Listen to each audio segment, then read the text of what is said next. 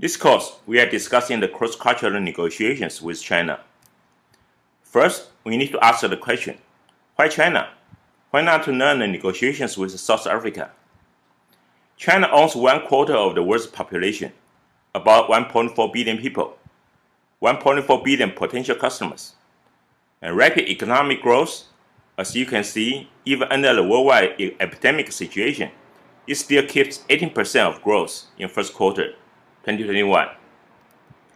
The issue of growing a business or penetrating a market obviously involves a lot of negotiation. People negotiate, if for lack of a better expression, it's almost in their DNA. It's the way they're raised. It's their culture. And what we need to understand about any culture is what has programmed them. The economic philosophy of the country. A country like China, the old Confucius system, the political philosophies, the changes are occurring in China. Therefore, we need to understand what are these influence factors at the table of negotiation. Chinese call it 谈判, talk and judge. But be prepared, it won't be an easy process to negotiate with Chinese. One guy said, the Iranians, whom I once called the world's toughest negotiators, were second-rate compared to the Chinese. Well, let's dig out the facts. China has been undergoing rapid political, economic, and social change since the late 20th century.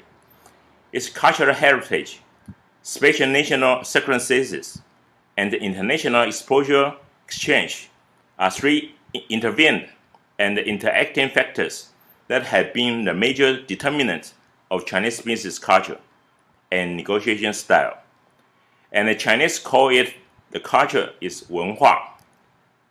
First, traditional Chinese philosophies, largely Confucius, Taoism, and war stratagems that have governed Chinese society for 2,000 years remain the core value system in Chinese business behavior today. Second, China's contemporary politics dynamic and its socialism with Chinese characteristics has greatly affected the way business is conducted between Chinese and foreign firms. The third, Chinese business has become increasingly integrated into the international business area, long dominated by the West, thanks to the country's 3 decades of long open-door policy. The impacts of these 3 factors on the negotiations mentality and behavior of Chinese business people determine your success or failure at the negotiation table. The traditional cultural heritage are the backbone of Chinese business culture. Confucianism, a form of moral, ethics, and practical doctrine of interpersonal relationships. The master Confucius said, do not do to others what you have them not to do to you. The high expectations of the Chinese regarding reciprocity in business interactions grow out of this principle. Taoism emphasizes creativity of life and harmony with nature. The Master Lao said, the best of men is like water. Water benefits all things and does not compete with them. It implies non-interference or letting go, which is to say, by finding a middle ground or compromise.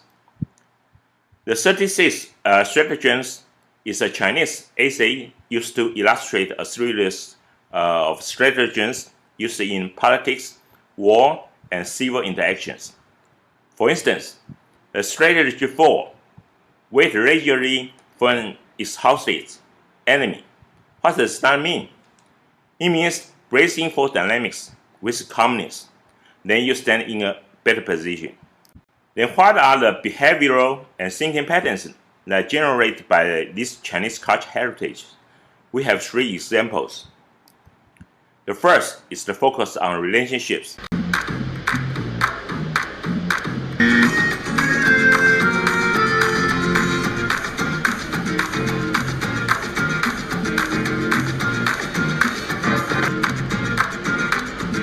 The central theme of Confucianism is relationships, in particular interpersonal relationships.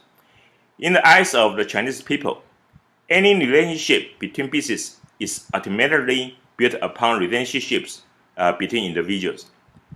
Business in China is not about doing business between organizations, but about doing business between people. You cannot pretend the people in front of you only care about the price, though price is indeed important. Chinese do business with you, not with your company. Chinese rely on interpersonal contact to resolve business issues. Therefore, sometimes a middleman who knows both sides are important. Chinese people usually acknowledge two types of the relationships: warm friendship and impersonal arm's-length relationships. If you would like to be a long-term partner with your counterpart, then you'd better build a friendship first. Then how does the characteristic impact on your negotiations? Don't be surprised if Chinese call you an old friend in the first meeting. Behave old friend alike, and make friends first, business second. The second is reliance on moral influence over legal practice, and trust is key. If somebody say, I give you $1 million US, and I give you trust, which one I would choose? I choose those people who give me the trust. Talk about trust, or 信任 in Chinese. The emphasis of the Chinese on interpersonal relationships is logically correlated with Confucius' disregard of legal systems. Confucianism holds that law does not eradicate problems, that people's behavior can be effectively influenced by a set of self-regulating moral mechanisms. Law in Chinese culture has always been equated with trouble, coercion, and lack of trust. It continues to be treated as a less effective means of influence behavior. However, trust building in Chinese context is a delicate and time-consuming process. Then how these characteristics impact on your negotiations? Don't bring your lawyer at the table from the very beginning, and show your sincerity, and validate by open-ended questions. The third is expectation of the reciprocity. You want U.S. market or Chinese market? What if I want both? We exchange. We both win. The Confucius said, do not do to others what you would have them not do to you. It reflects the importance of reciprocity in business interactions. In business, Guanxi is regarded as a form of long-term social investment in dealing with both internal and external stakeholders. To not fulfill reciprocal obligation means a loss of faith and reputation. Then, how these characteristics impact on your negotiation? Show the give and take manner. Consider long-term benefits. Don't bargain. Exchange. Then we talk about China politics, dynamic, and socialism. National pride. After Huawei executive Meng Wanzhou freed by Canada, she said emotionally, if faith has a color, it must be China red.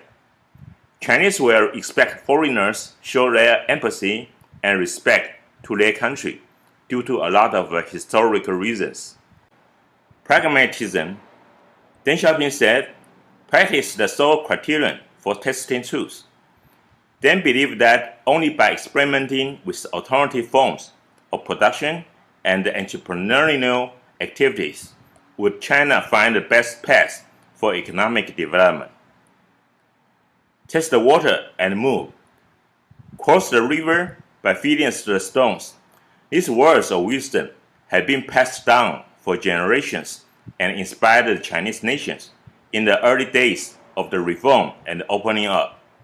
Xi Jinping believed this traditional wisdom match up China characteristics.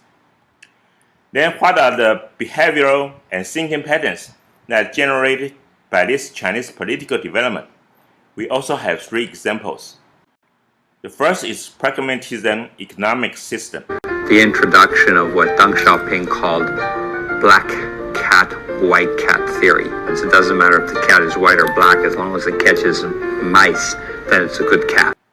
Under the label of socialism with Chinese characteristics, and Deng Xiaoping's famous white cat and black cat, who gets the mice is the good cat philosophy, China has taken a capitalist approach to transform its central planned economy towards a free market one.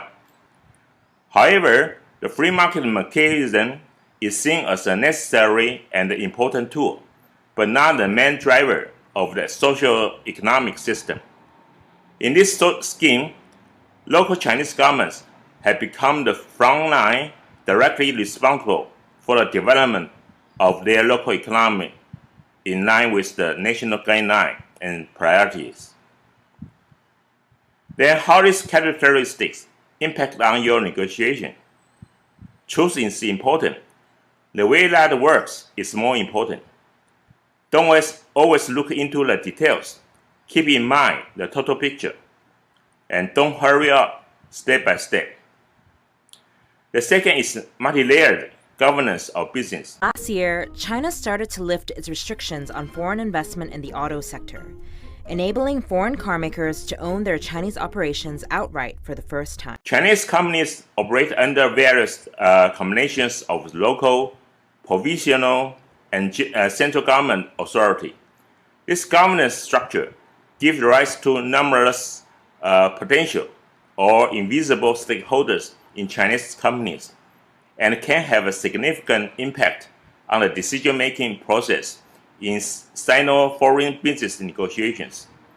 A foreign team does not only negotiate with its Chinese counterpart, but indirectly with other parties, such as the local authorities and government.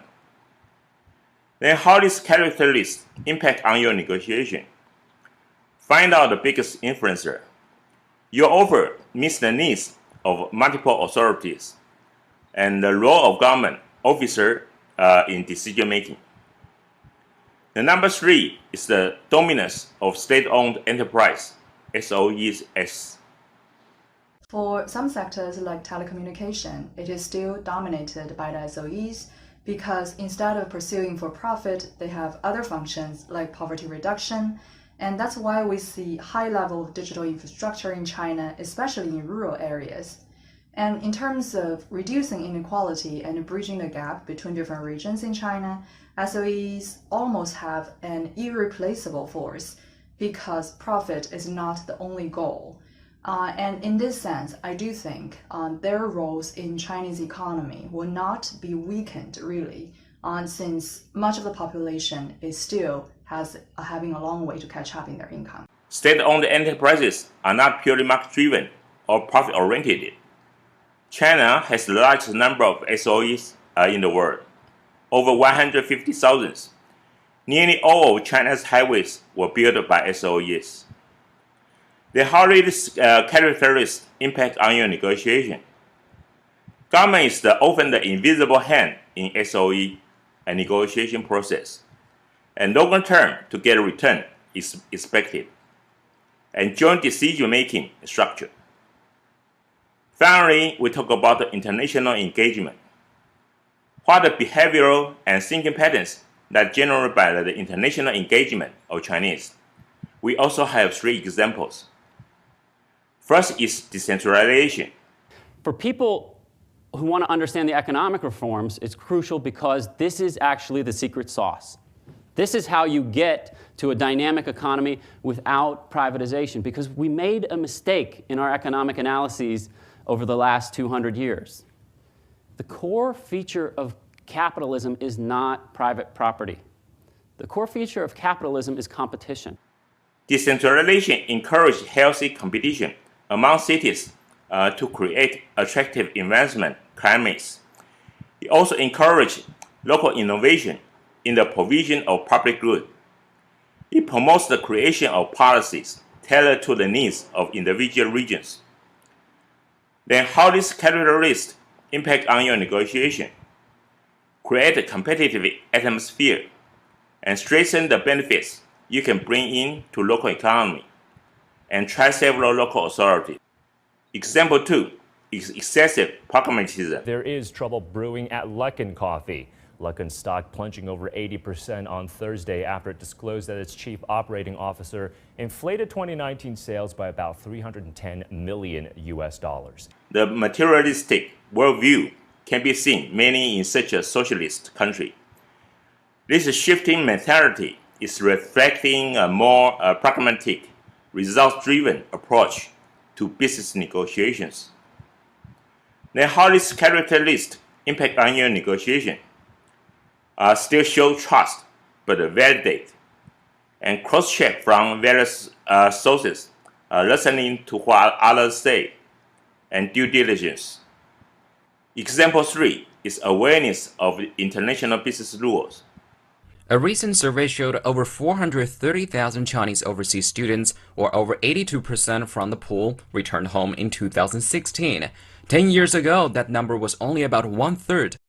Chinese business had been making the adjustment needed to gain and sustain competitive advantage under international business rules.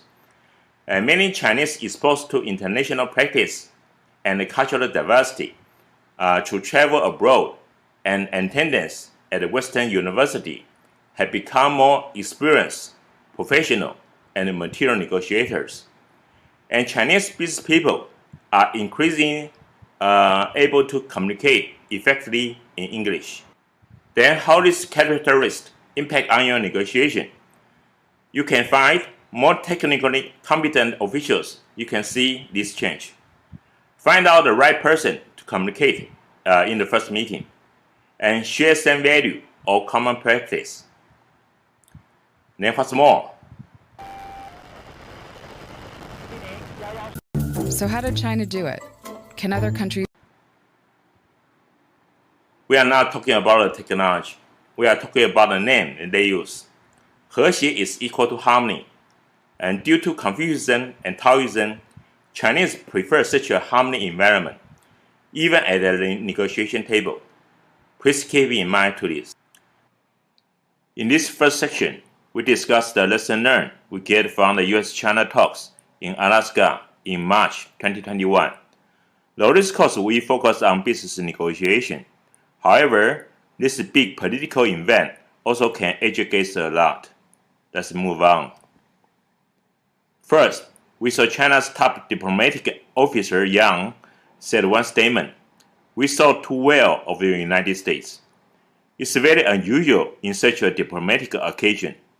Let's listen to the whole context of his statements. 我们把你们想得太好了，我们认为你们会遵守基本的外交礼节。 Well, I think we thought too well of the United States. We thought that the U.S. side will follow the necessary diplomatic protocols. 所以我们刚才必须阐明我们的立场。 So for China, it was necessary that we make our position clear. 我现在讲一句，你们没有资格在中国的面前说你们从实力的地位出发同中国谈话。 So let me say here that in front of the Chinese side, the United States does not have the qualification to say that it wants to speak to China from a position of strength. 20年前、30年前，你们就没有这个地位讲这个话，因为中国人是不吃这一套的。 Now, the U.S. side was not even qualified to say such things even 20 years or 30 years back, because this is not the way to deal with the Chinese people. 如果你们要跟我们好好的打交道，那么我们就相互尊重，打交道。 If the United States wants to deal properly with the Chinese side, then let's follow the necessary protocols and do things the right way. 合作对双方有利。 Cooperation benefits both sides. 特别是这是世界各国人民的要求。 In particular, this is the expectation of the people of the world. 至于说美国人民百折不挠，美国人民当然是伟大的人民，中国人民也是伟大的人民啊。 Well, the American people are certainly a great people, but so are the Chinese people. 难道我们吃洋人的苦头还少吗？ So, had the Chinese people not suffered enough in the past from the foreign 难道 countries? 我们被外国围堵的时间不还短吗？ Well, time has not been short since China started being encircled by the foreign countries. For those who are not aware of the background, let me briefly introduce this event. This is the first high-level meeting after Biden becomes the President of the United States. Unfortunately, it only produced an extraordinary public spot and no sign of improved relations. The delegations and the China side was led by top diplomat Yang Jiechi and Foreign Minister Wang Yi. At the U.S. side was led by Secretary of State Antony Blinken and Jake Sullivan, National Security Advisor. Left to right is Yang, Wang, Blinken, and Sullivan. Before the meeting, U.S. held an online Quad Summit, bringing together the leaders of Japan, Australia, and India for the first time. Blinken and the Defense Secretary Lloyd Austin flew to East Asia for 2+2 meetings with their counterparts in Japan and South Korea, both vital allies in countering China's rise in the region. One day before the meeting, the U.S. escalated its sanctions on China over a crackdown on pro-democracy etiquette in Hong Kong. As you can imagine, all these activities China will be unhappy to see. Then let's say who enjoyed the home field advantage. Of course, it's the United States. Since Alaska is his territory, it means U.S. is the host. Let's see Lesson 2, Blinken's opening statement. Obviously, U.S. used opening statement trying to create his own agenda.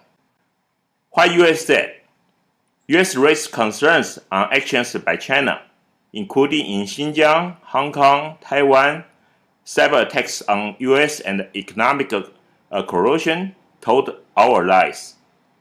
Each of above strengthened the rule-based order that maintains global stability. That's why they are not only internal matters.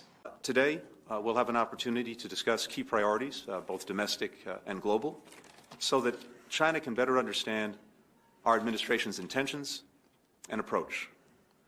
We'll also discuss our deep concerns with actions by China, including in Xinjiang, Hong Kong, Taiwan, cyber attacks on the United States, economic coercion toward our allies.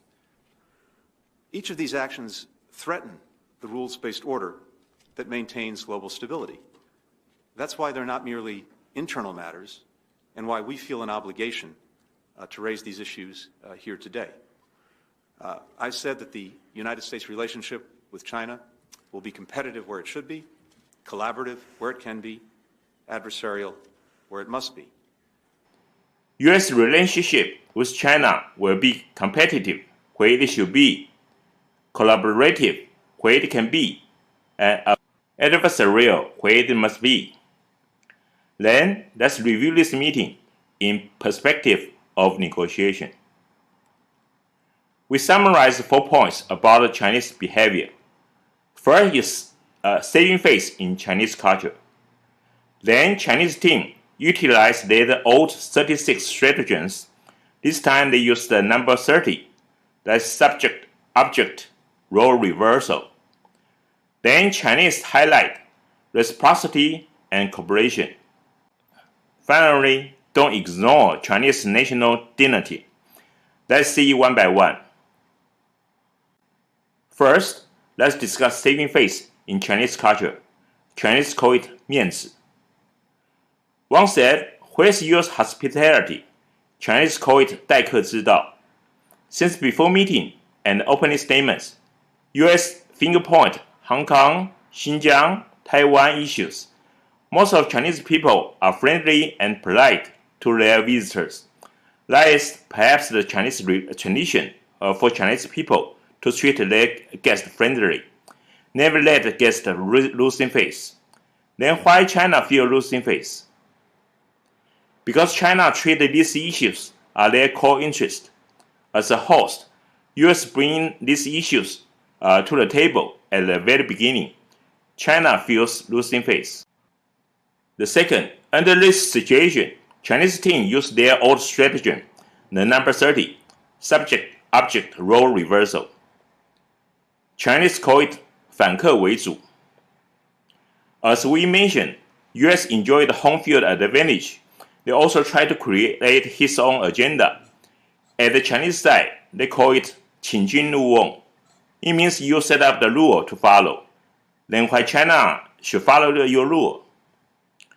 Then what China did? They did subject-object role reversal. Not only the topics, but also the whole context. Their tone raised and saying, we saw too well of the United States. Then the whole context break away from the original US home field advantage. You are not the host. We are not the guest either. It's somewhat the old Chinese concept of transition from yin to yang, or from yang to yin.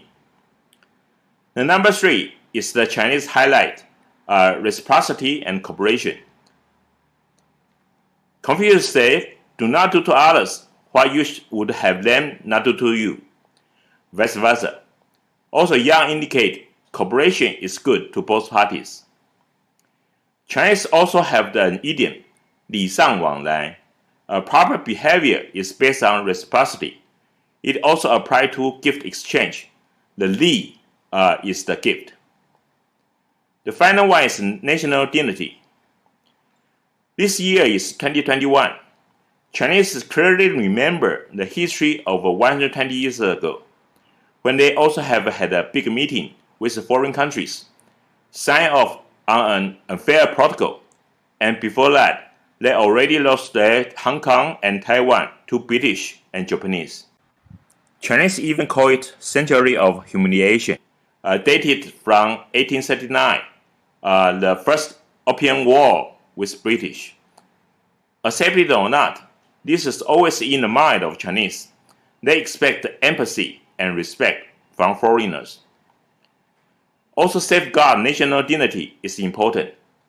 Yang said, past the Chinese people not suffer enough in the past from the foreign countries. This is also the foreigner need to keep in mind even in a business negotiation. Okay, so the conclusion. That is, better know what Chinese are thinking before sitting at a negotiation table. If you want to know more about the Chinese thinking, then stay tuned.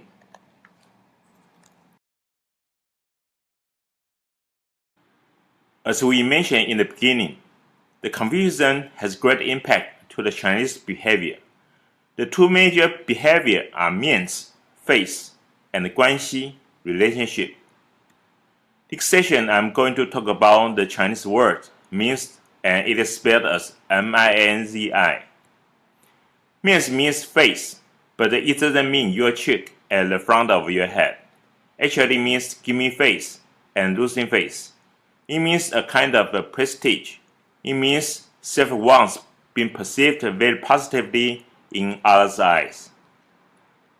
And very interesting, in the first person who talked about 面子 is American, and he was an American missionary in the 19th century. His name is Arthur Smith. He spent 54 years in China and then wrote a book entitled To Chinese Characteristics, in which he pointed out 面子 is key to understand Chinese people's personalities. A very typical example is, it is very common for a Westerner to use self-deprecating humor to build a rapport with others.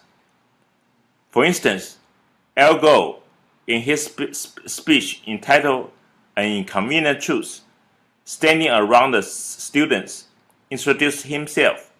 Hello, my name is Al Gore, and I used to be the next president of the United States. And the students just roared and with laughter, and suddenly he became funny, lovable, and the distance between him and the students just disappear straight away. We can also see many interesting moments from Joe Biden. My Lord, I'm not that old. Actually, I am.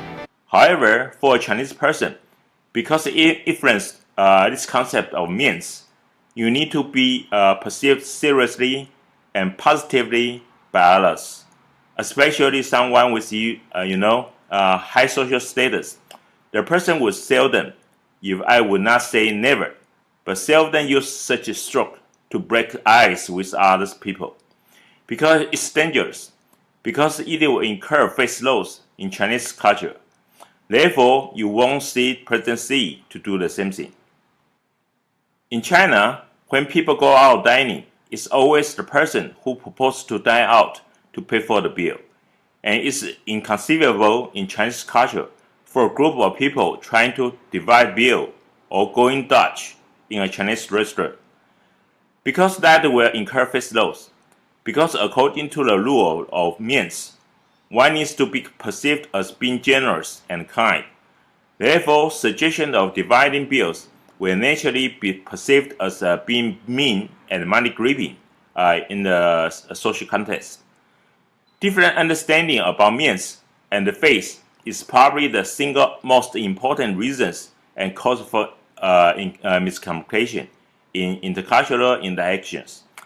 Therefore, to understand Chinese people, it's very important for Westerner person to understand means and how means impact on people's behavior in China. For example, in Chinese press sometimes we hear the news or we watch the news on TV. When a company go bankruptcy, the CEO will commit suicide. It's most not understandable and inconceivable in Western culture. But in Chinese, that's been a big loss of face. And he could not really face other people because he has no face anymore. That's why he would rather die.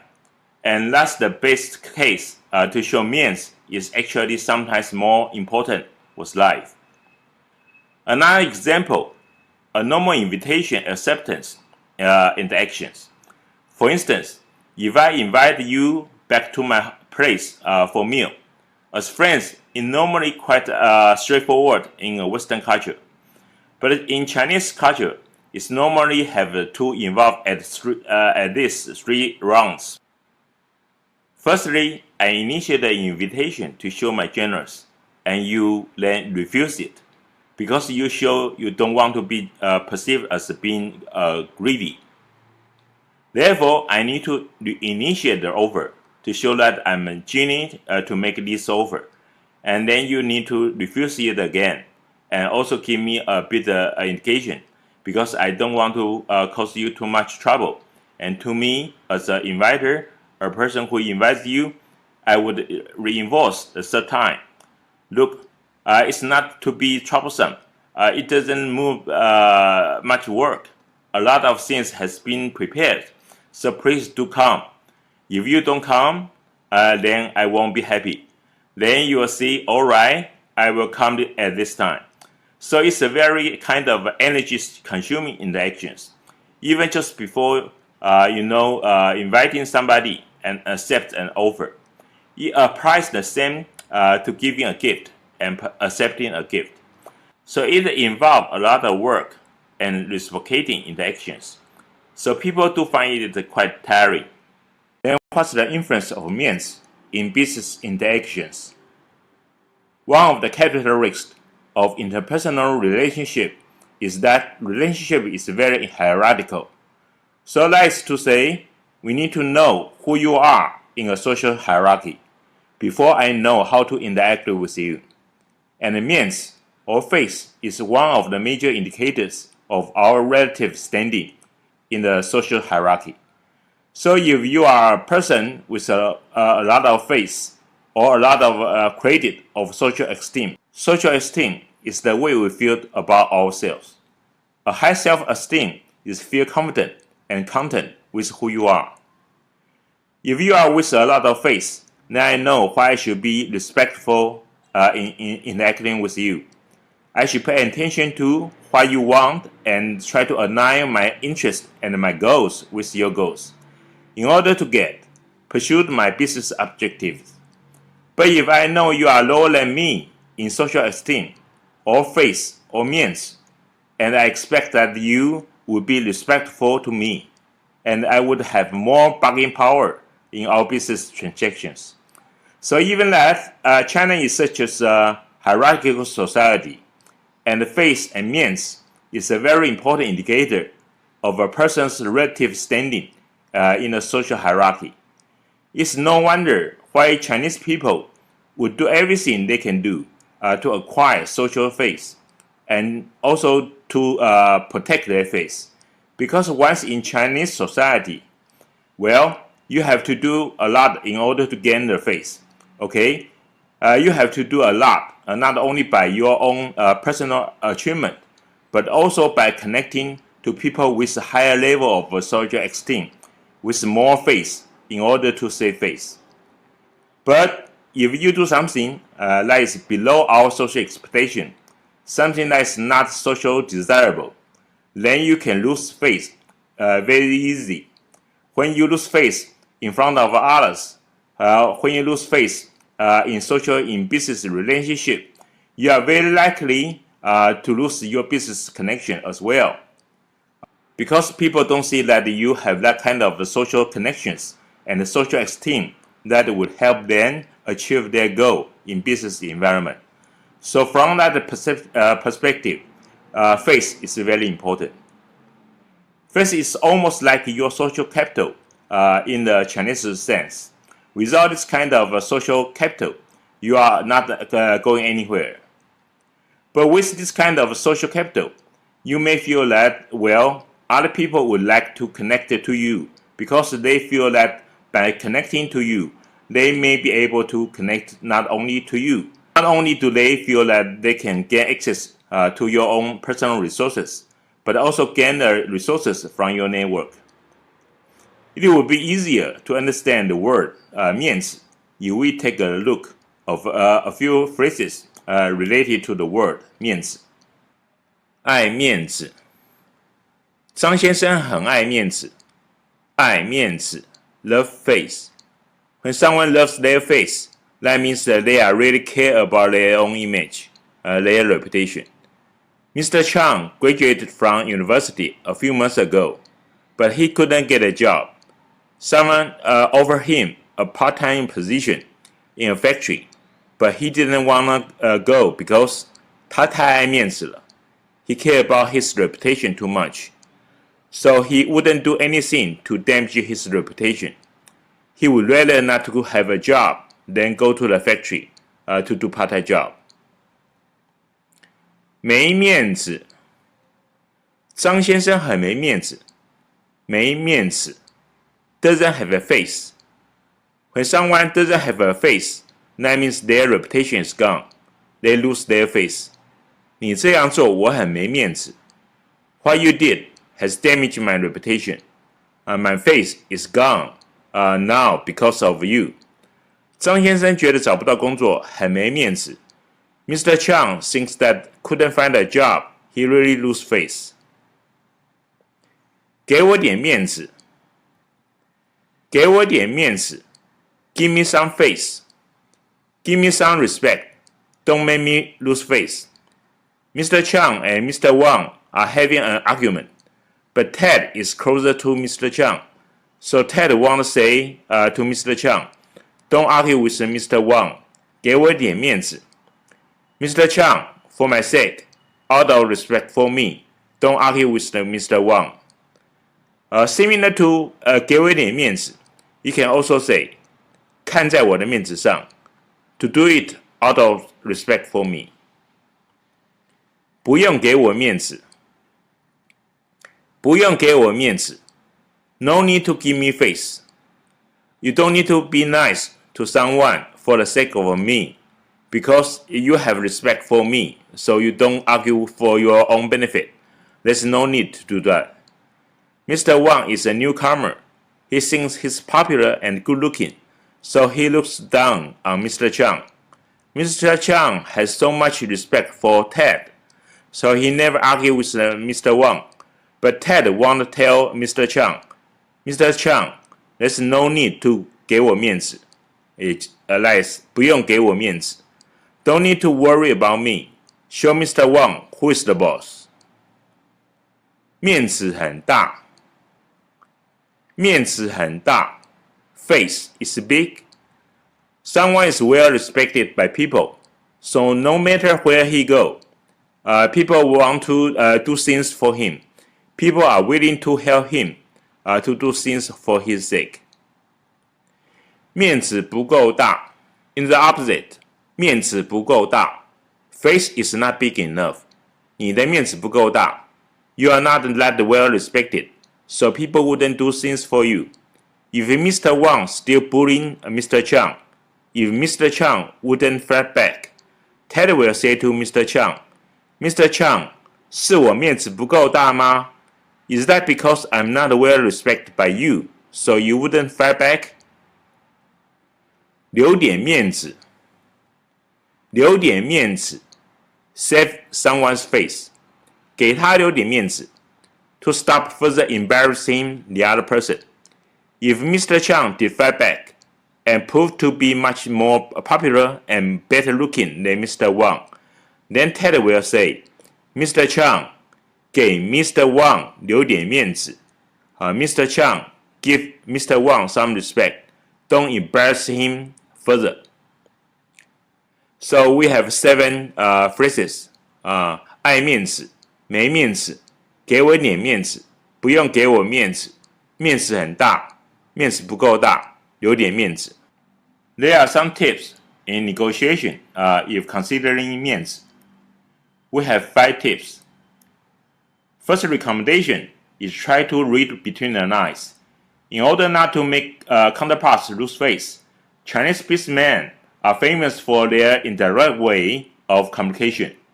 They usually tend to use a neutral or positive way to express the negative meaning. For example, where your Chinese counterpart says that 研究研究 which means that they are still in studying. Many foreign business leaders may think it's a yes. Unfortunately, it's just a common way of saying no, indirectly. In order not to make your counterpart lose face, you therefore need to practice and sharpen your readings between the lines skills, and put the words you hear during negotiations in a unique context.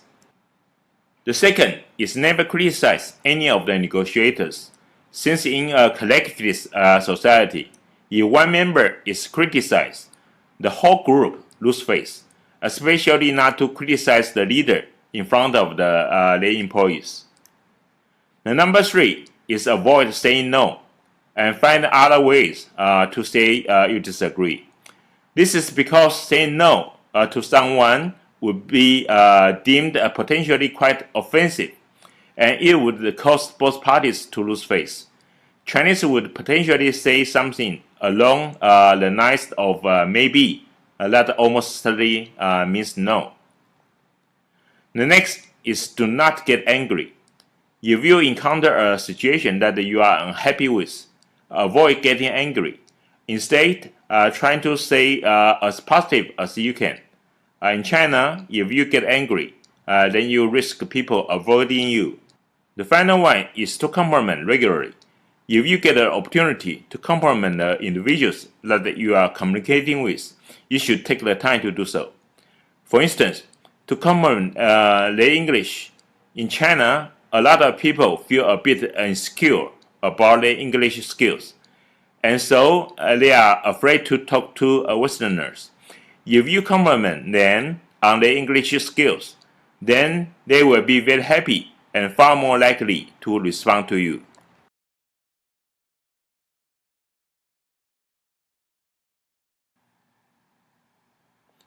What is Guanxi? The relationship indicated by Guanxi is not only a mere social relationship here. It is more appropriately a commitment and a reward for social investment, which is deposited in the form of people's behavior and symbolic interactions. However, from diplomacy to individual business level, Guanxi is inevitable in Chinese culture. In defining Guanxi, it can be said that Guanxi is a kind of a dynamic relationship between or among people. Guanxi is a kind of a mutual responsibility and a long-term commitment due to the social investment created through different cultural efforts. It creates a sense of reciprocal obligation or indebtedness because of which people want to return a good feedback to a specific person or organization. It is not only the simple reciprocal exchange of favor for the time being, but also a long-lasting relations between the parties or persons. About Guanxi, Confucius ever gave his idea. What the rules of propriety value is that of reciprocity. If I give a gift and nothing comes in return, that's contrary to propriety. While grateful receivers of grace will certainly make a return, all sources and roots of disaster and disorder come from failure in returning grace. So you can understand how Confucius treated the relationship between people. And Guanxi in cultural and social aspect. Guanxi is a part and parcel of the Chinese history and culture.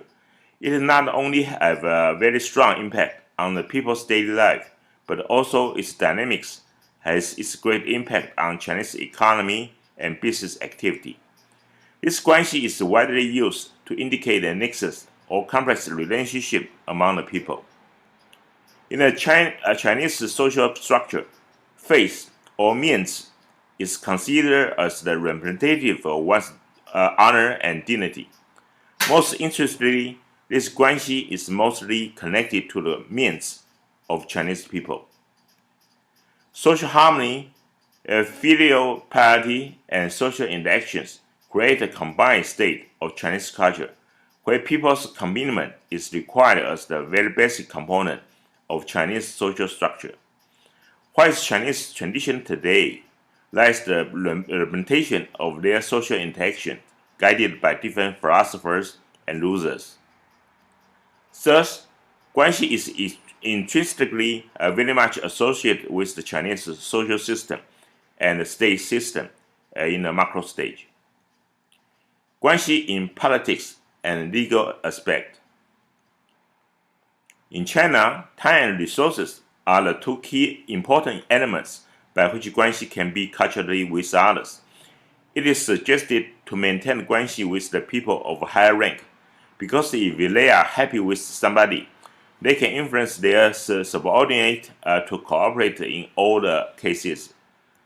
In case of legal issues, where there is legal uncertainty, it has been seen that people having better Guanxi win their cases in most of the times. Chinese gift economy, by means of Guanxi, the symbolic capital is produced by the donor. It is a kind of microcosmic world where the donors are treated as superior to the receivers. In this way, a symbolic capital is created and the donor is better paid off later. This symbolic capital then compensates for the loss of political, legal, or any other issues happen to the donors. And the Guanxi in business aspect. In Chinese society, living of two persons without marriage is not socially allowed. If they do it, they should keep it secret. But in case of a business, the opposite spirit is very much common in here, and therefore people are very much interlinked in different undisclosed bonding. In some other country, a business deal, they are likely to do everything by black and white in the form of written agreement. In this way, Chinese people have their own value judgment in course of their business dealing. In China, the interpersonal relations can help any person to overcome the limitations of specially mentioned issues in the business contract. It is the personal relationship with the stakeholders, which is the informal agreement between the parties to help each other in terms of any necessity. It helps to establish trust through the way of mutual respect and commitment. There are three key features of Guanxi. The first is it can be life-changing in many cases. That means if it is applied effectively and efficiently, it can change one's life positively. There are many examples of successful application of such positive Guanxi in China. In fact, most of the business dealing in China are based on this Guanxi or individual relationship. The second feature of Guanxi is it can be developed merely with personal effort. Other than having any political or familiar privilege, a person may not have the special privilege at the time he was born, but by means of such Guanxi, he also can build an effective network with different persons and accomplish many tasks quite easy. That can ultimately help him in getting a better position in the society. And the third feature of Guanxi is the belief that the best outcome of Guanxi is possible to achieve by satisfying the most important needs of the particular person. Guanxi is a kind of art and representative of the specific human psychology. People in China are very good at social interaction, and they expect the same behavior from others. In Western culture, you may notice that relationship and connections are simple and small. In Chinese culture, relationships are complex and interconnected. It is the way you gain friendship, family, and business opportunities. It doesn't matter if you are related by family or friends. Relationship can develop into great friendship and or partnership. Through the Guanxi network, strategically you can reach the final solution provider to any problem, if they pay the efforts to getting you connected to the right people. Why the Guanxi network is so important when in business development in China? There's a significant distinction between the Western and Chinese way of business management practice. Western business management is governed by written contracts and procedures, but in case of Chinese management, the relationship and the trust are practically the main key factors for the operation. Chinese managers accept Guanxi as one of the most powerful preconditions for a business. Guanxi is everywhere in Chinese society.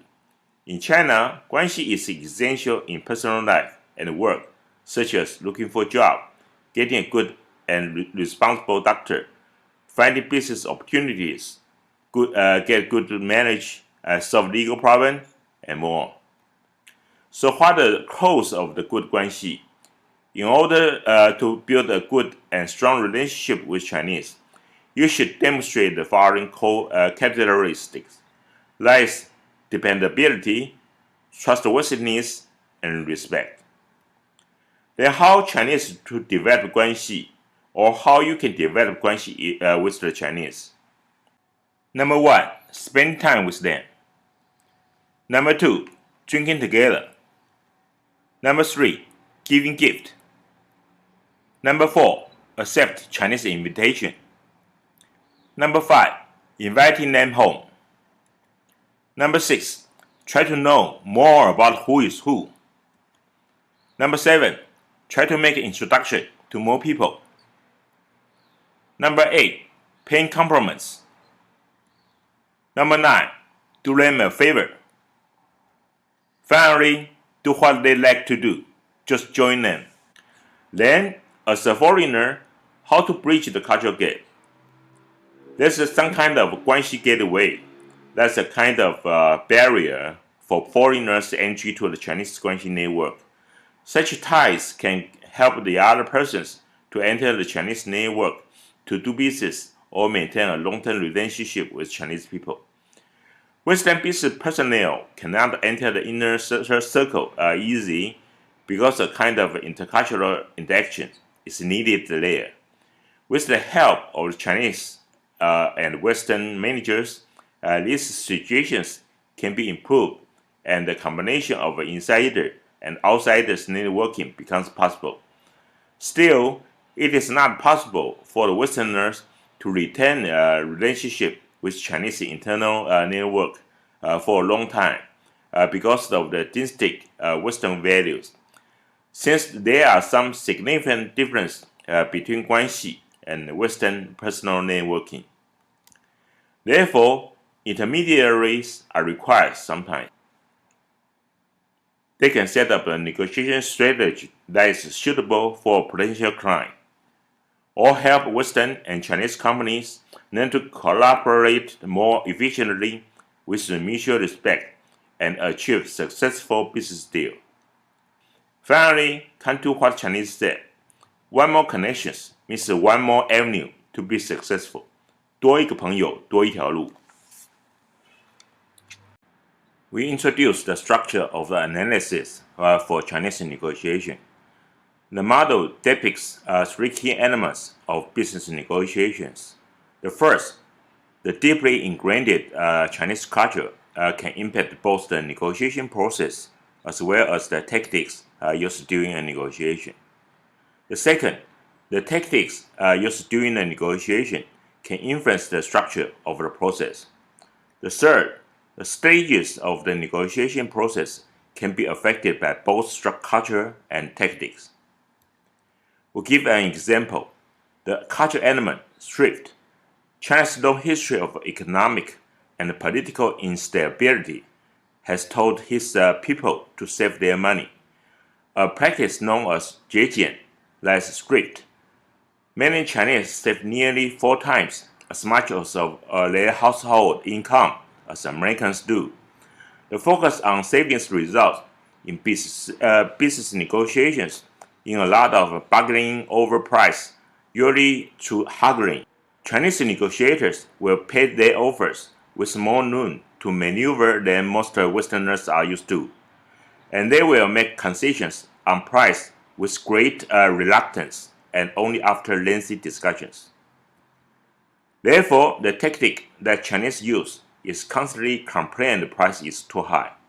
You can expect their first offer can be ridiculously low from the beginning, no matter what situation. In the concession and agreement stage of the negotiation process, you can expect it a very long time in haggling or back and forth. It then tests your patience and how you respond to these techniques and get an agreement with them. Now let's review these 3 elements one by one. Now we talk about the Chinese culture, the factors impacting the negotiations. We talk about several factors one by one. Status. The Chinese negotiators will expect the high-level decision makers. The Chinese care the hierarchical positions of the counterpart, no matter in the meeting or dinner table. Therefore, you better position the same. Face or 面子. Saying no straight out to the Chinese suggestions is enough to make them lose face. Generally speaking, that's everything that makes them feel that they're in an inferior position. If one loses face, then that person's Guanxi may be negatively affected. That's the reason the Chinese will do whatever they can do to protect their reputation. Trust and friendship. Again, in China, trust needs to be on a personal level. Therefore, you need to take some time to dig out the details of your Chinese counterpart. Guanxi networks and the intermediary. It is important to have a Guanxi to be able to refer to certain key person. The intermediary can be functional as an advisor, especially in the beginning. You can do without intermediary, however it will take more time. Ambiguity. Yes sometimes only mean they understand what you are saying. The Chinese seldom say no. They prefer an indirect manner instead. For instance, it is very hard for us to do so and so in this way.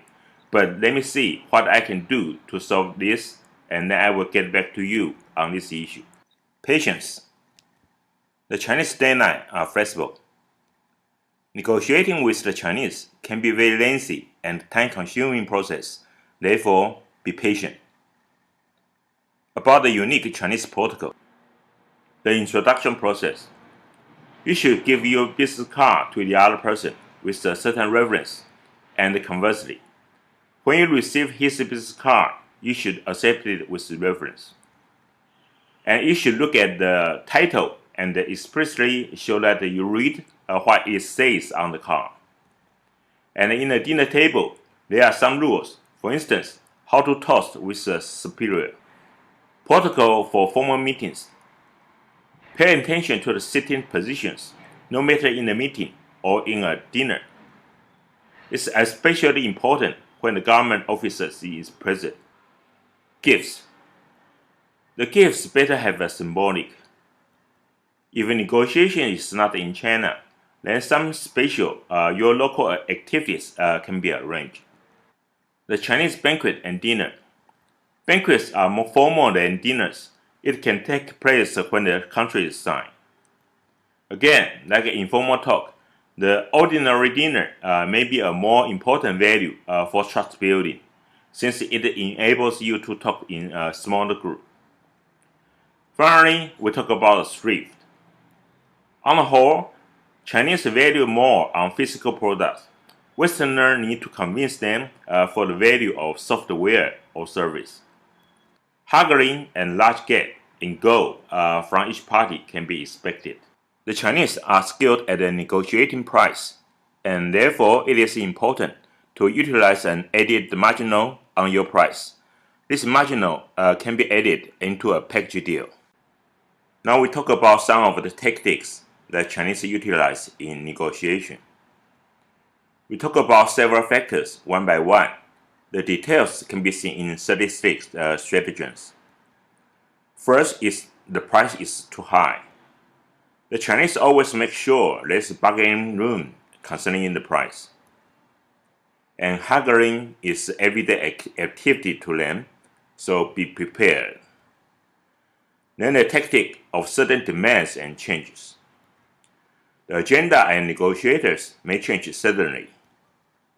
Apparently, the Chinese get used to be flexible and things change constantly.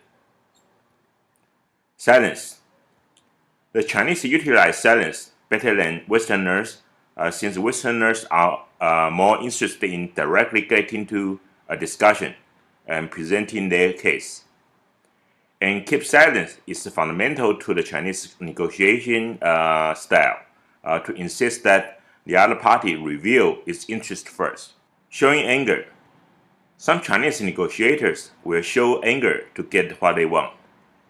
And the Chinese sometimes use shaming techniques to embarrass one into doing things their way. The double standard tactic. The Chinese try to get as clear as details as possible about counterpart, but as fuzzy as possible to themselves. And be aware if contract proposals are unbalanced. Asking your departure flight schedule. You need to avoid the situation that your Chinese counterpart knowing you may have a deadline to get the result. Switching of negotiators or term condition after a long period of discussion. Remember we mentioned about the hierarchical system in Chinese organization. They will utilize this as an advantage in negotiation. Therefore, to know who you are talking to from the beginning is important. Use of external force. Due to the unclear regulation in China, when the Chinese say this issue requires government approval, you need to check the reality by yourself. Certainly, the Chinese sometimes will refer to another agreement that has been approved by Westerners. Now we talk about the Chinese negotiation process. The stages and activities. Stage 1 is pre-negotiation. Stage 2 is the formal negotiation. Stage 3 is the post-negotiation. For stage 1, the Chinese negotiation process starts with early contacts with the Chinese companies. The Chinese show keen interest in getting to know the other party during these initial contacts. We divide it into 4 steps. That's lobbying, is especially for SOE, and presentation, informal discussion, and trust building. For stage 2, the basic issue at this stage is that parties believe that they can work together to find a solution to a joint problem. The parties should also be aware that each side views the situation, the matter under discussion, in its own way. Not only that it has a different perception of a process, but it has different expectations for the outcome. It is therefore important to start face-to-face negotiation with an open mind and to have several alternatives. We divide it into 3 steps. That's task-related exchange information, persuasion, and concessions and agreement.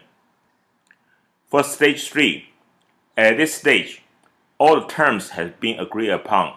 The contract is being drawn up and is ready to be signed.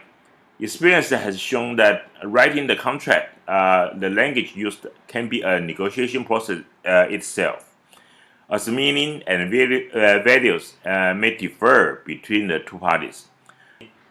Then is implementation and new rounds of negotiation. Before we enter the negotiation process, we want to emphasize the hierarchy of authority in Chinese society. The negotiations start from a low level. The closer to the end of the process, the higher hierarchical level you will reach. And you need to prepare lots of back and forth since they constantly need approvals. SOE may encounter the situation that unexpected authority to step in. Then we come to stage 1. Then we discuss these every steps. Lobbying. The first thing is to know who is the key person to make final decision. If you want to do business with SOE, then lobbying is possibly required. For lobbying, Chinese speaking is usually mandatory, therefore intermediate is required. Presentation. You need to get the right persons to listen to you what you say. You want to have a better communication. Therefore, fewer people at one time is better. Informal discussions. Sometimes informal discussions are far more important than the formal ones. Sensitive issues can be discussed in an informal talk. Trust building. In China, trust must be on a personal level. Social activities can build trust gradually, therefore it requires in the negotiation process. You better give the impression that it's a long-term cooperation. The stage 2 of negotiation process is formal negotiation. Then we discuss these every steps. Task-related exchange of information and the letter of intent. For large business deals, letter of intent is quite common. Then more concrete negotiations can involve on the basis of a letter of intent. Persuasion. Some Chinese will just declare this is the way it is, due to their past experience. Then you need to find a way to persuade them. Concessions and agreement. Chinese will not make concessions easy, or they will like to exchange things unfairly. A joke about the chicken and pig. The chicken said to the pig, "Let's make breakfast, and I will supply the eggs, and you supply the bacon." They are very capable of demanding of you something which is completely unacceptable. Sometimes they will come up with exaggerated figures because they know that you are not going to accept. Stage 3 of negotiation is the post-negotiation. That is the implementation and new rounds of negotiations. Generally, like Chinese counterpart will fulfill their obligations, but beware different ways of interpretation to the contract may occur. The 36 Chinese strategies or stratagems are a collection of tactics that can be applied to very different situations. In China, the tactics are somewhat like proverbs or folklore. They have been described as gems that speak to the core of Chinese society. Just about anyone who has grown up Chinese means that they have grown up in a Chinese home that respects and teach Chinese traditions and values knows these 36 stratagems. It does not matter whether they grew up in the mainland China, Hong Kong, Taiwan, Singapore, San Francisco, or anywhere else. People who grew up Chinese know these stratagems. People who negotiate with Chinese should also know these stratagems. So let's go ahead to discover these stratagems and how Chinese apply them in negotiations. Stratagem 1. Cross the sea without heaven's knowledge. 瞒天过海. Deceive the emperor or the heaven into sailing across the sea by inviting him into a seaside city that's in reality a huge camouflage ship. Hide the deepest secrets in the most obvious situations. Lies act in open, but hide your true intentions. For instance, the Chinese may not give an overt indication that negotiations has moved from discussion stage into the final rounds. Frequent misunderstandings and misinterpretations, half-truths, or white lies can be found on the part of the Chinese negotiators. Another case, use false authority. The Chinese may allude to supposed local practice or government secret regulations to push the foreign negotiator to give what they want. What the Chinese say may be based simply on rumor or on the desire of their group. Stratagem 2. Besiege Wei to rescue Zhao. 围魏救赵. Save the state of Zhao by besieging the state of Wei, whose troops are out-attacking Zhao. Avoid the strong to attack the weak. Let's attack the accused heel.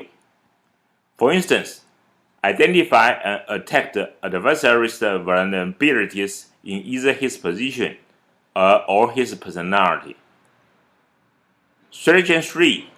Kill with the borrowed knife. 借刀杀人.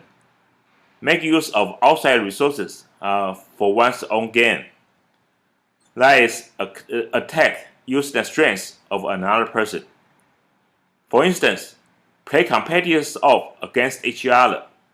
The Chinese have been known to invite several competing suppliers for negotiations at the same time, often in the very same building. Another case, the requirement that all joint ventures contracts must be approved by the Ministry of Foreign Relations and Trade gives the Chinese a formidable government card to play.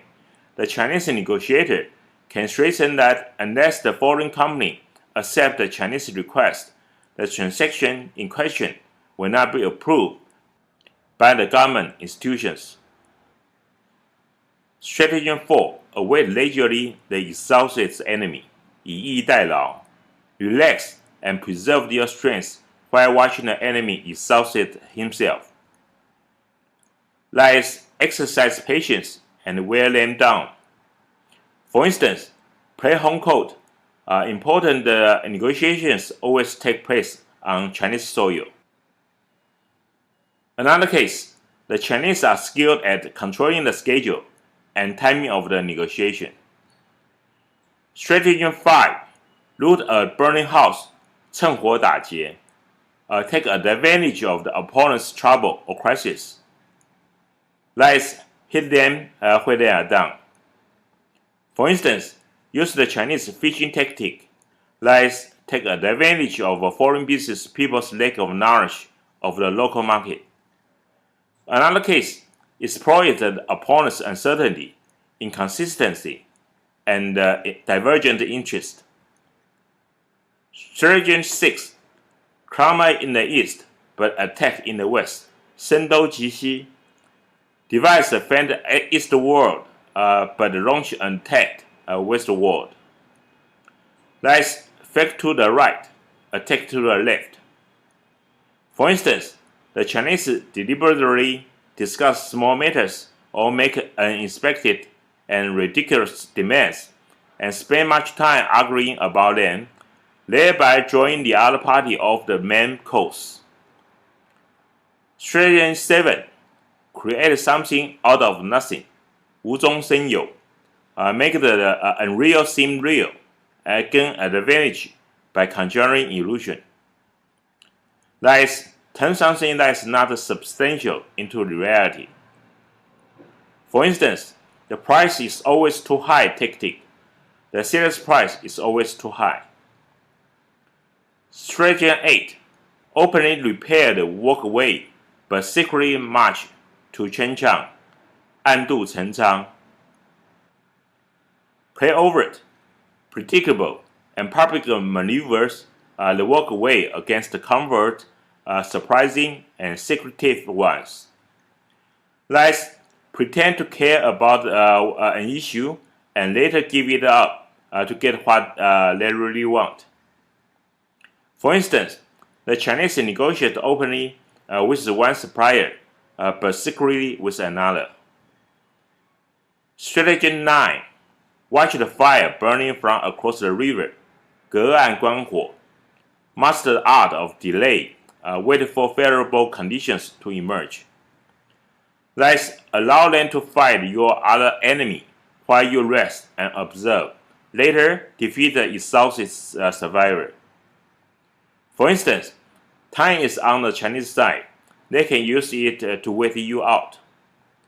Another case, one of the mild bluffs that the Chinese occasionally employ is a posture of "we can wait until the time is right."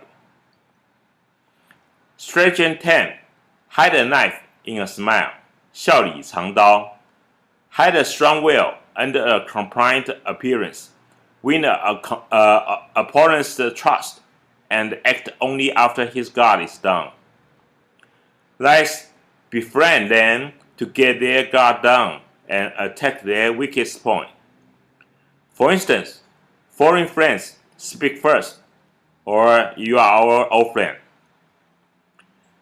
Another case, the Chinese notion of friendship and hospitality is a double-edged sword. The graciousness and bountifulness of Chinese hospitality make it awkward on the part of foreign negotiators to be too businesslike in starting negotiations. One more example, Chinese hospitality causes many foreign business people to make an unrealistic promise. The Chinese often use the friendly banquet to put one to the test. Stratagem 11. Let the plum tree wither in place of the peach tree. 李代桃僵. Let's make a small sacrifice to gain a major profit. Let's trade up. Take a small loss for a large gain. For instance, the frontline Chinese negotiators tend to take a sharper position than that of their superiors, who usually are involved at the beginning and the final phase of the negotiations.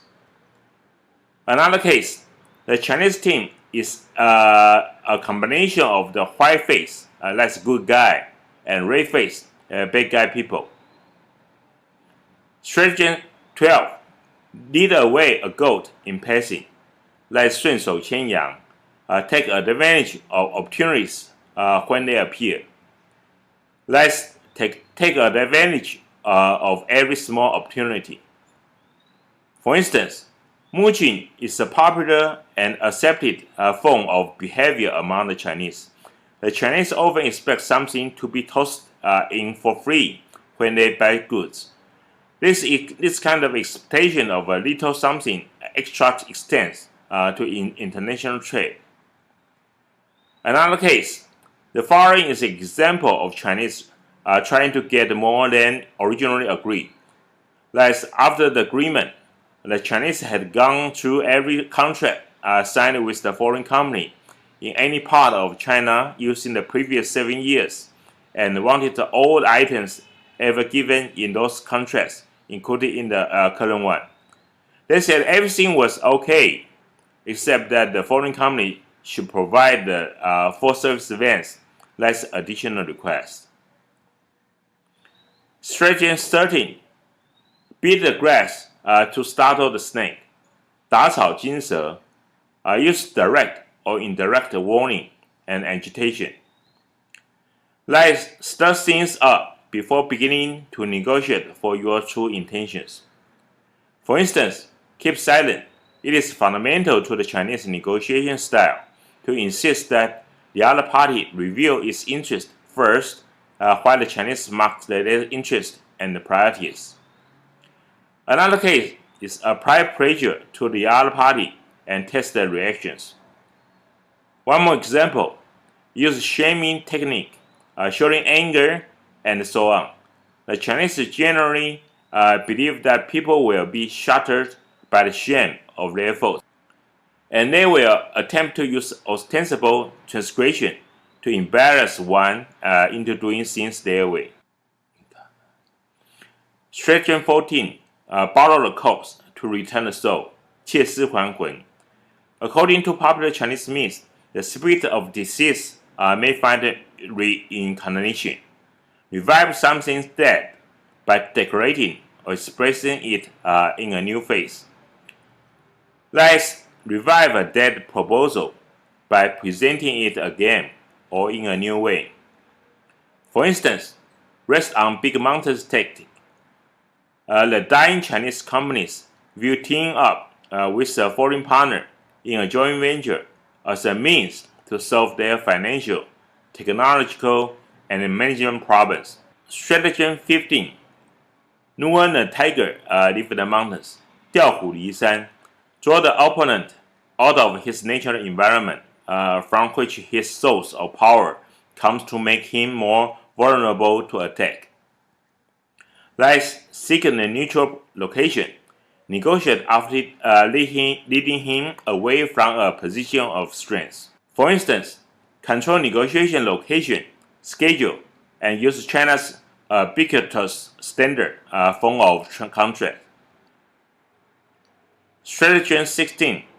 In order to capture, first they let it go, 欲擒故纵. The enemy should be given room to retreat so that he is not forced to act out of desperation. Let's do not arouse their spirit to fight back. A Chinese offensive tactic is calling the other side's initial concessions or flexibility a certain progress and urging them to offer further concessions. Stratagem 17. Toss out a brick to attract a piece of jade. 抛砖引玉. Trade something of minor values for something of major value in exchange. That is, trade something of minor value for something of a major value. For instance, double standard tactic. The Chinese tend to apply a double standard to contract compliance. They tend to be specific and deal with concrete matters only if they affect the Chinese, whereas issues of concern to foreigners are dealt with at the general level. The Chinese are extremely interested in the contract language. In a joint venture negotiation, the Chinese team may push hard to get one to guarantee to export a fixed percentage of the product produced, but for its own part may promise only to make its best effort to install the production line at the same factory. Stratagem 18. To capture bandits, first capture the ringleader, 擒贼擒王. Deal with the most important issues first. Let's convince the leader and the rest will follow. For instance, the Chinese deal only with the best. They do business only with the best firm and buy the most advanced technology. Another case, the Chinese are unwilling to negotiate with opponents who are much younger or have a lower position than that of the Chinese. Stratagem 19. Remove the firewood from under the cooking pot. 釜底抽薪. Avoid confronting your opponent's strong points and remove the source of his strength. Let's eliminate the source of their strength. For instance, the quality versus price tactic. Attack your price if your quality is high, and attack your quality if your price is low. The stratagem 20. Muddle the water to catch the fish. 浑水摸鱼, take advantage of opponent's inability to resist when put in a difficult and complicated situation. Let's do something surprising or unexpected to unnerve them and then take advantage of that situation. For instance, attrition tactics engage a variety of programs and protracted negotiations, causing physical and psychological inconvenience on the part of the opponents. The Chinese subjected us to verbal and almost physical bashing. They really do work at getting you angry and wearing you down and getting you to agree to the pretty unreasonable terms. Another case, a tactic that the Chinese use is to reshuffle elements of the deal in a rapid and complex way so as to confuse you. The stratagem 21, the golden cicada sheds its shell, 金蝉脱壳, create an illusion by appearing to present the original shape to the opponent while secretly withdrawing the real body from the danger. That's when you are in trouble, secretly escape. For instance, if the Chinese have chosen not to pursue further negotiations with you, they may communicate this only indirectly by putting excessive demands on you, making you the breaching party. The stratagem 22, shut the door to catch the thief, 关门捉贼, create a favorable enveloping environment to encircle the opponent and close off all his escape routes. Let's completely destroy them by leaving no way for escape. For instance, a common technique that the Chinese use is to ask you, upon arrival, the day and time of your departure flight. If the Chinese know when you intended to leave, they can manipulate the schedule to squeeze you by concentrating the haggling over the most important issues into the last day or two. Another case, pre-Christmas Day push. The Chinese invite you to come to China for negotiation 1 week before Christmas Day. One more example, initiate with agreement on general spirit or principles, like a letter of intent. Later, press the counterpart to comply with the spirit or principles.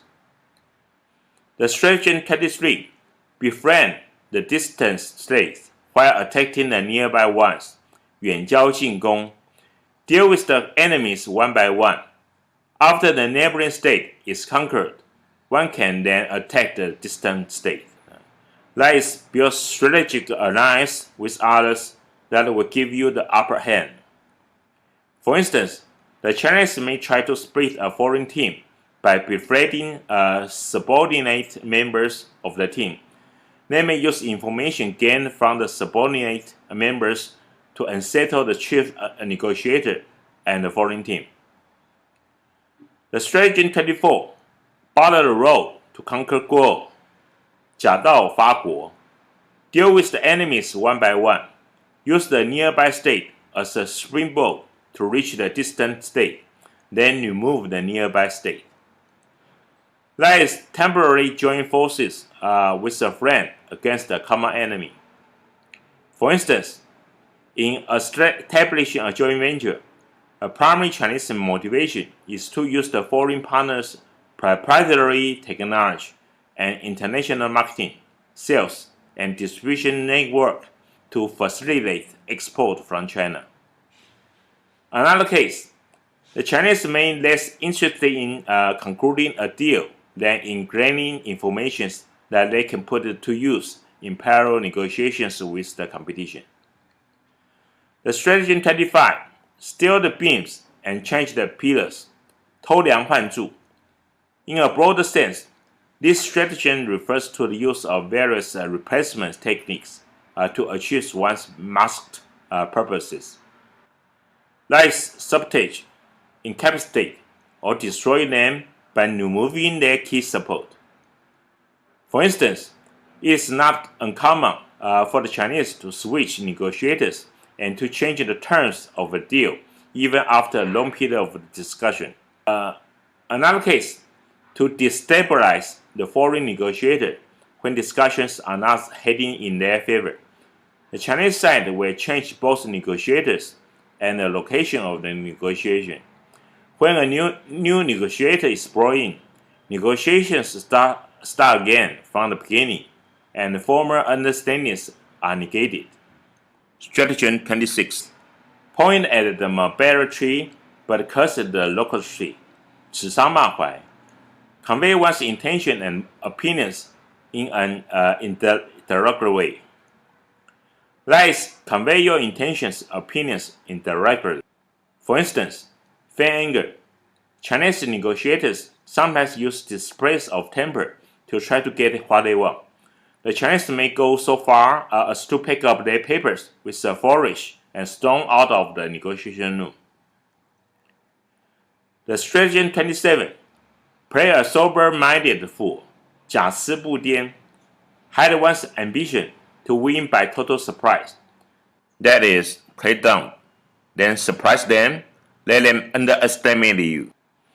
For instance, the Chinese can keep 5 minutes of total silence, making the other party volunteer an answer. The stratagem 28. Lure the enemy onto the roof, then take away the ladder. 上屋抽梯.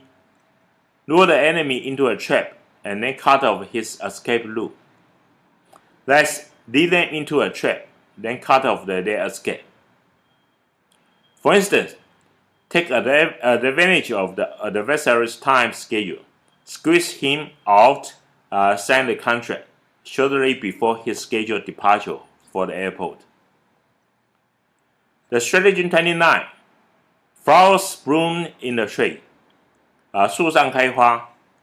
One can decorate a flowerless tree with lifelike but artificial flowers attached to it, so that it looks like a tree capable of bearing flowers.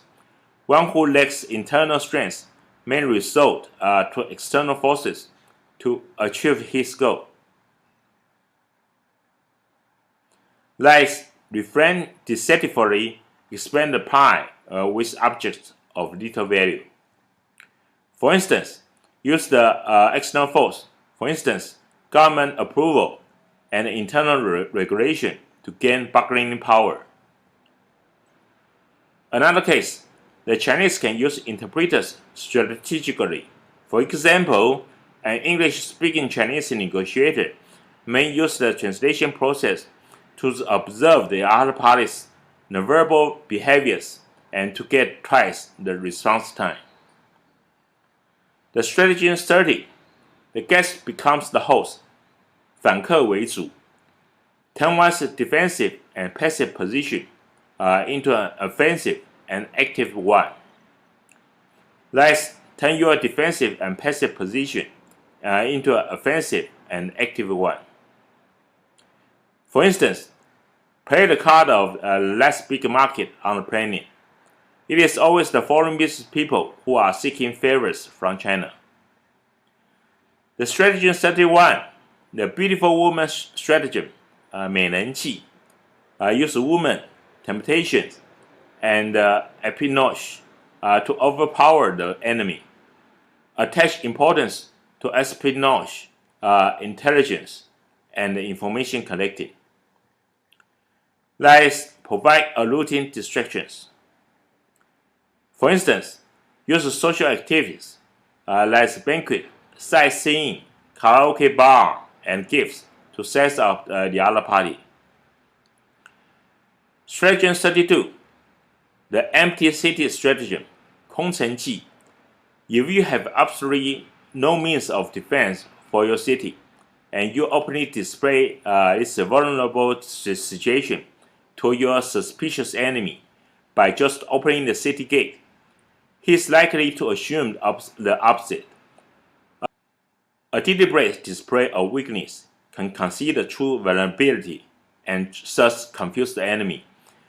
The stratagem also implies a situation in which the opponent is manipulated with emptiness, and can also be used to mean something with a grand exterior but a void interior. Lies deliberately displaying your weakness can conceal your vulnerability. For instance, the Chinese often say, if you give us this product at a very low price, your future success in China will be guaranteed. Another case, your silence means yes. The Chinese may make use of foreigners' stereotype of China, for example, cultural application and political bureaucracy, to their advantage. They consciously misinterpret anything one says, turn things around to their way. Stratagem 33, the counter-espionage stratagem, 反间计.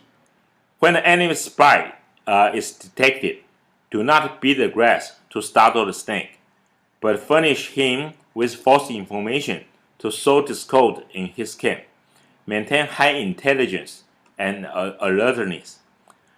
Lies provide inaccurate information to mislead them, especially through informal channels. For instance, apply calculated pressure to the ethnic Chinese or Chinese-speaking persons on the foreign team, making them not an automatic advantage for the opponents. Overseas Chinese on the foreign team are far more likely to be pressed for kickback from the Chinese side and may be treated poorly when they fail to comply. Stratagem 34, the self-torture stratagem, 苦肉计, display one's own suffering to win sympathy from others. Lies appeal to some hate, feign weakness while arming yourself. For instance, the "we are very poor indeed" tactic, frank exposures of transparent warnings. For instance, lack of foreign exchange to gain a bargaining advantage. China is a very poor country and cannot afford to pay the price a foreigner asks. Another case, the Chinese have every expectation that it is only right for the better off or richer partner to bear heavier burden without protest. The Chinese expect that people are somehow quite naturally going to help them and equally naturally want to do it for nothing. Stratagem 35, the stratagem of interrelated stratagem, 连环计. This stratagem combines various stratagems into one interconnected arrangement. It is also the deliberate planning of a series of stratagems. Lies devise a set of interlocking stratagems to defeat them. For instance, a number of Chinese stratagems might be at work at the same time.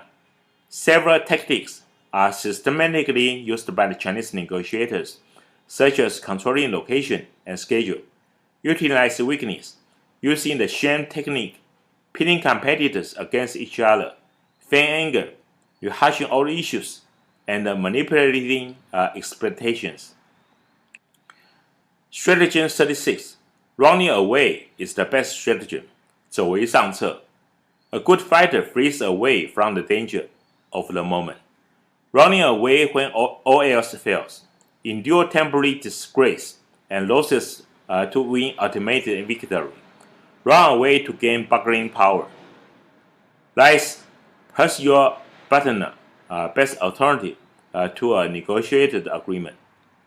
For instance, the Chinese generally try to avoid or postpone the direct confrontation. Another case, the everything is in China perspective or the long-term negotiating tactic. The technology will remain in China and the foreign partner will be gone after a period of years. Top 10 things of life cases that Western companies value these things when negotiating with the Chinese. Let's take a look one by one. The number 10, its score is 67. To try to reach the right business people in Chinese part and show interest in them. The hierarchical system in China, the status and rank are important, and to show respect to those in a position of some kind of authority is also much cherished. Chinese society is based on an equal relationship between humans, and there are rules on how to communicate with people in higher positions. Show the Chinese people that they respect the Chinese hierarchy system. And number 9, its score is 73. To always have access to an intermediary interpreter who has a close relationship to the Chinese part, and who possesses knowledge and experience within the business area should be present at the meetings. Only a native Chinese speaker can read and explain the moods, intonations, facial expressions, and body Chinese negotiators exhibit during the formal negotiation sessions. Frequently, only the intermediary can determine what's going on. And often, the two parties can say frankly to the intermediary what they cannot say to each other. And in China, the intermediary, not the negotiator, first bring up the business issue to be discussed, and they often settle differences. The number 8, the score is 77. It is important never to make the Chinese business part lose face, that is the company's or personal status and prestige, in order to have a successful business deal. The Chinese are afraid to damage their ego and prestige, and rather lie than risk being seen as less important towards others. Since face is a mark of personal pride and shapes the status and the reputation of the individual, it is very important for Western people to consider the face of the Chinese business part. Causing the other part to lose face through public humiliation or lack of respect may damage the business negotiations. The number 7, its score is 80.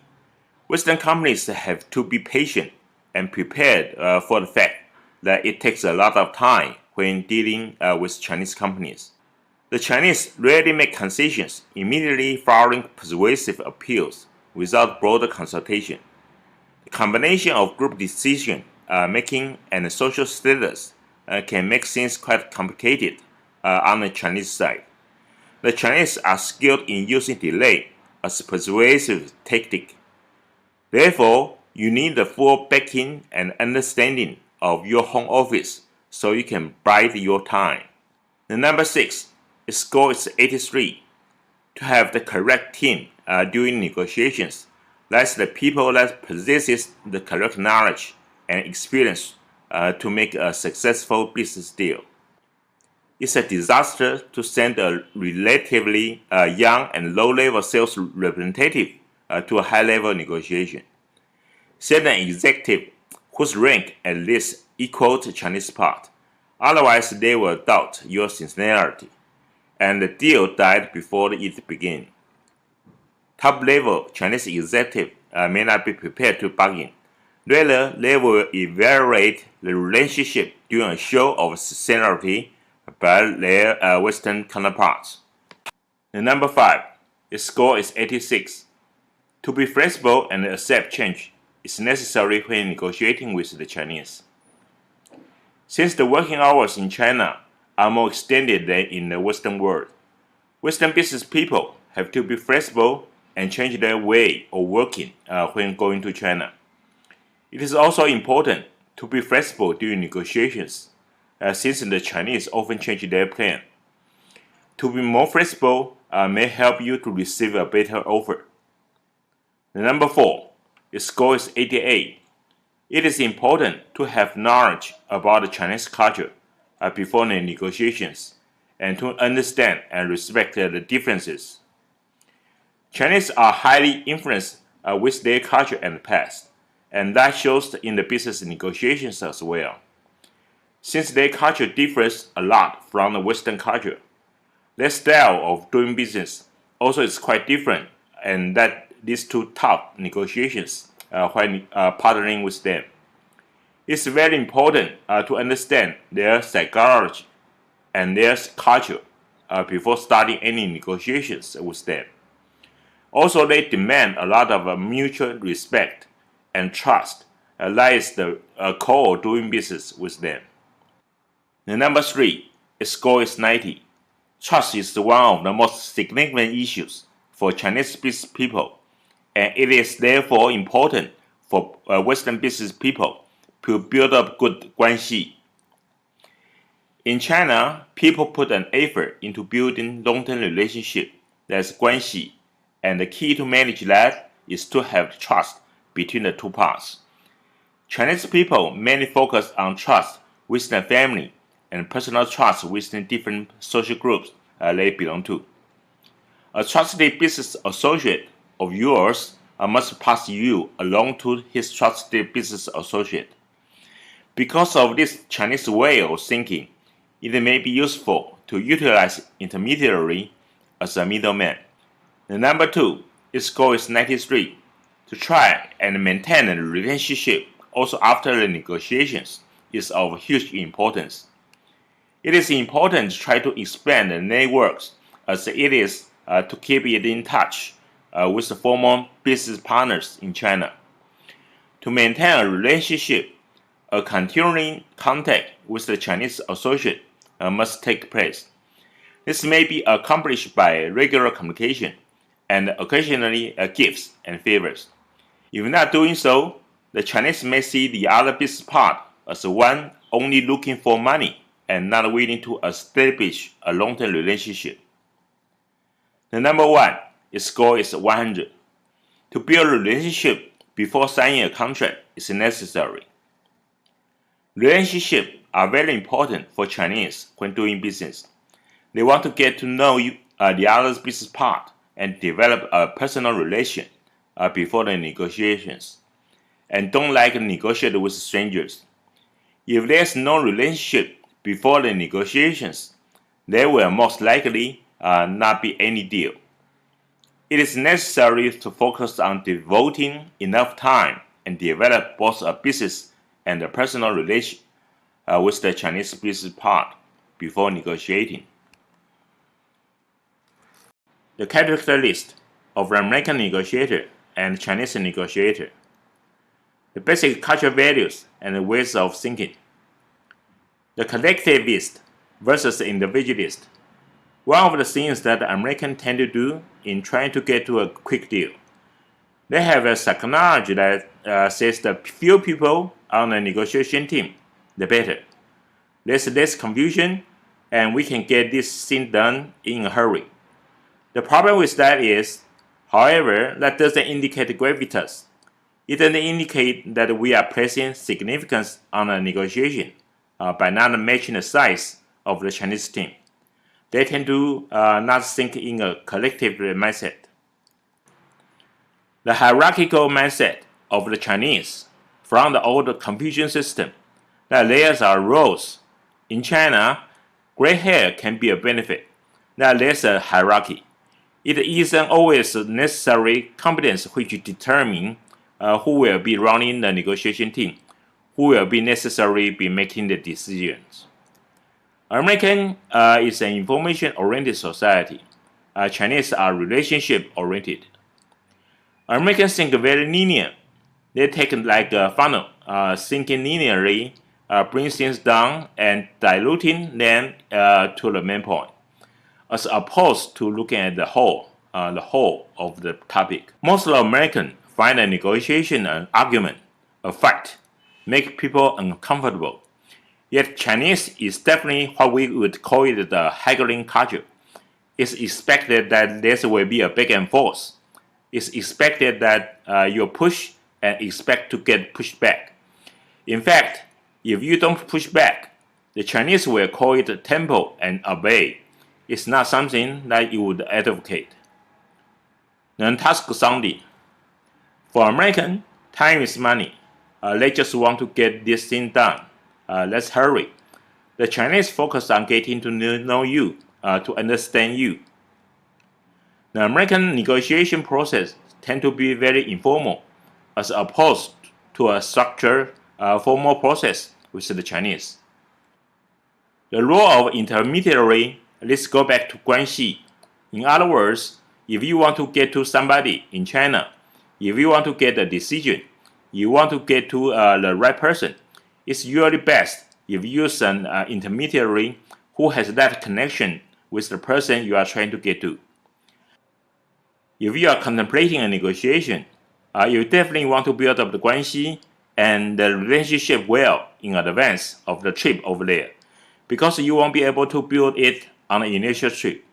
The concept of the cold call, it just is not working to work. For information exchange, in the initial negotiation, Chinese will have a significant player show up to indicate the importance of the negotiation. Yet, the negotiation itself will not occur with that person. In other words, the person will withdraw and the negotiation will begin at a lower level. The Chinese limited authority plays a big role with most negotiators, which goes back to the collective.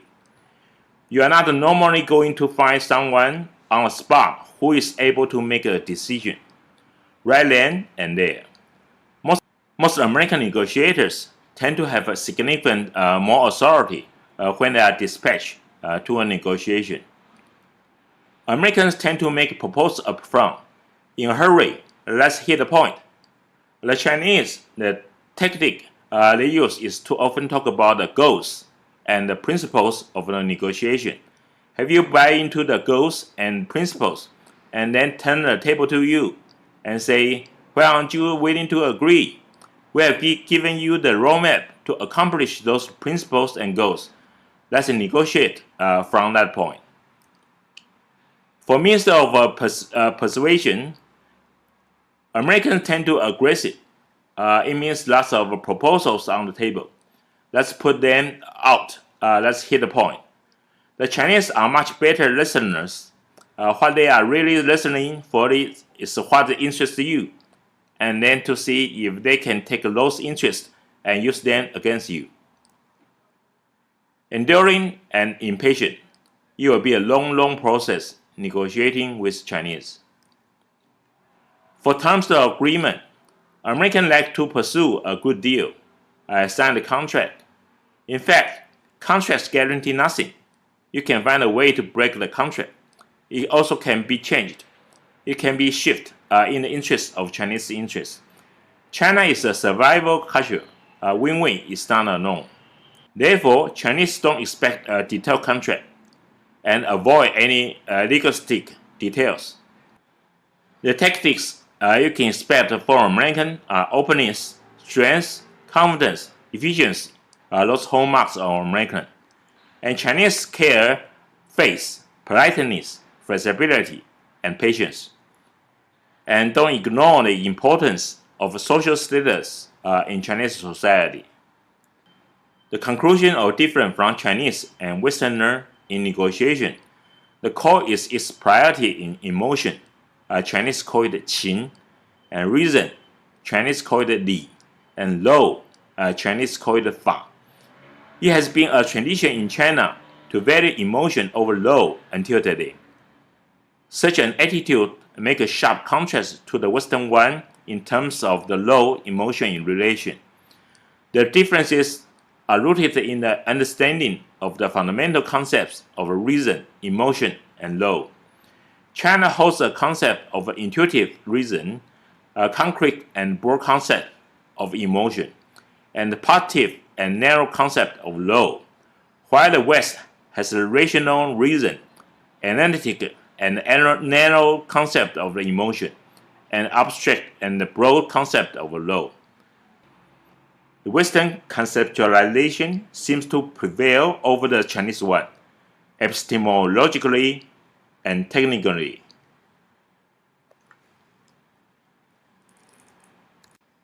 Finally, 12 rules for success. With these tips for success, you will be better prepared for a negotiation with the Chinese. Be flexible. Prepare for the long wait. Endure. As a typical American, they like a quick fix. It's not the case for Chinese. Build Guanxi. Find the right people. I just cannot overemphasize this. You got to find the right people with the right context, and you need to be able to call in those key persons, if you will. Sure, it is good for China.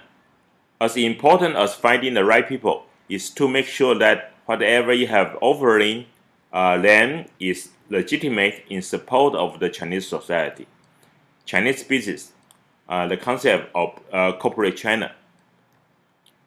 Increase your importance. In other words, anything you can do prior to a negotiation to increase the gravitas of your team, communicate with the other side is to your advantage. Bring your significant players there, but then get the significant player off stage. The negotiation initially will not be done by them. To be truly powerful is to be able to avoid responsibility. The decision will be made, but it will be made probably by someone who is not in the room. Never to be talkative or as a fast talker. Be careful of your love of talking. The Chinese love to listen. They love to make you talk. The more you talk, the more they find out. If you are going to want to talk and make your points, you need to initiate an exchange of information. Americans tend to engage in a monologue.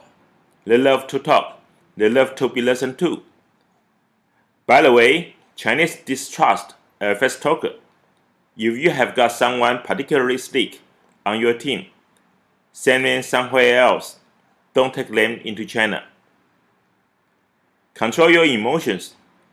It's detrimental to any negotiation to lose your cool. Things like setting artificial deadlines, threatening to walk out of negotiations, or giving in into displays of anger. It's seldom worse in China. Among other things, they call into question the sincerity of your desire to cooperate. The dedication. Check the caliber of the people at the negotiation. Do they have the right people there? People who have the appropriate levels, and do they match up with you? We suggest at least one female member in your team will be perfect, since women are much better readers of high context than verbal messages.